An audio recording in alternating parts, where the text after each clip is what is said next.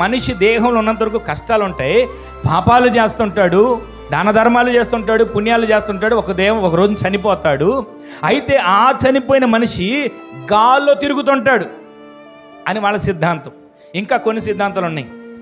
మనిషి పాపం చేసి చనిపోతేనంట, వినే ఉంటుంది మాట, మనిషి పాపం చేసి చనిపోతే మరొక జన్మ ఉంటుందంట. ఆ జన్మలో ఈ పాపం అంతటిని కూడా సరి చేసుకోవడానికి ఒకవేళ ఈ పాపాన్ని బట్టి ఒక జన్మలో కాకిలాగా పుడతాడేమో అని అదొక సిద్ధాంతం. కాకిగా పుట్టినా కానీ పాపం పోలేదనుకోండి, ఇంకో జన్మలో కుక్కలాగా పుడతాడని. కుక్కలాగా పుట్టినాక పాపం పోలేదనుకోండి, ఇంకొక జన్మలో పందిలాగా పుడతాడని. ఇక ఏ రకంగా పుట్టినా పాపం పోవట్లేదు అనుకొని వాళ్ళ సిద్ధాంతం నమ్ముతున్నారు. కానీ బైబిల్ చెప్పేది ఏంటో తెలుసా?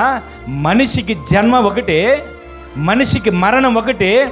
ఆ మనిషి క్రీస్తుతో కూడా పునరుద్ధాన వరుసలో లేపబడబోతున్నాడు. ఆమేన్ చెప్పండి. ఇవన్నీ మనం ఎందుకు జ్ఞాపకం చేసుకోవడం తెలుసా? ఇవన్నీ కూడా ఆ పాపాన్ని పరిష్కరించుకోవడానికి మరొక జన్మ ఎత్తుతాడండి. మరొక జన్మ ఎత్తుతాడు. ఇదిగో 7 జన్మలు ఉంటాయి, 12 జన్మలు ఉంటాయి, ఇదిగో ఫలానా ఇన్ని జన్మలు ఉంటాయి అంటుంటారు కదా. మనిషికి ఎన్ని జన్మలు ఉంటాయి అన్నది కాదు, అసలు మనిషికి ఒకటే జన్మ, ఒకటే చావు. ఈ రోజున దేవుని వాక్యం వింటున్న మనం నమ్మేది ఏంటంటే, ఒకరోజు చనిపోయి పాతి పెట్టబడే మన జీవితాలు యేసయ్య ఎలా లేచారో అలా మనం పునరుద్ధాన వరుసలో లేపబడబోతున్నాం. గట్టిగా ఆమేన్ చెప్పండి. ఈ రోజున మనం విశ్వాసం, మన నిరీక్షణ ఏంటి తెలుసా?